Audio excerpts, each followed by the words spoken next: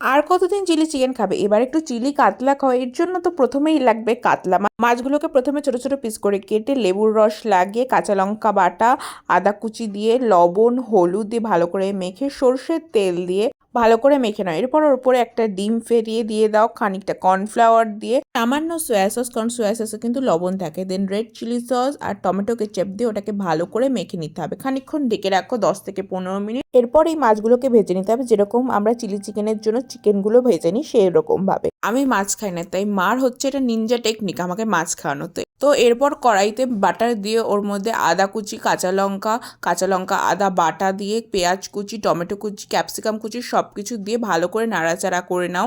দেন ওর মধ্যে দিতে হবে সামান্য লবণ, সামান্য হলুদ দিয়ে আবার খানিকক্ষণ নাড়াচাড়া করে সামান্য গোলমরিচ গুঁড়ো ছড়িয়ে দাও। আবার অ্যাড করতে হবে সয়া সস, সাবধানে অ্যাড করো কারণ অলরেডি আমরা সয়া সস দিয়েছি। Then tomato ketchup, green chilli sauce দিয়ে, রেড চিলি সস দিয়ে নাড়াচাড়া করে ওর মধ্যে আমরা যে মশলাটা দিয়ে মেখেছিলাম মাছটা, সেই মশলাটা দিয়ে দিতে হবে। মশলা ধুয়ে জলটাও দিয়ে দাও।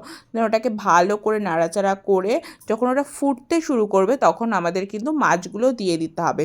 এবার ওর ওপরে ধনেপাতা কুচি আর গরম মশলার গুঁড়ো ছড়িয়ে লাস্ট একবার ভালো করে নাড়িয়ে চাড়িয়ে খানিকক্ষণ ঢেকে রাখো, তারপর নামিয়ে নাও। তাহলেই কিন্তু আমাদের রেড চিলি কাতলা। বাড়িতে অবশ্যই বানাবে আর জানাবে কেমন লাগলো, দেখাবে নেক্সট ভিডিওতে। টাটা।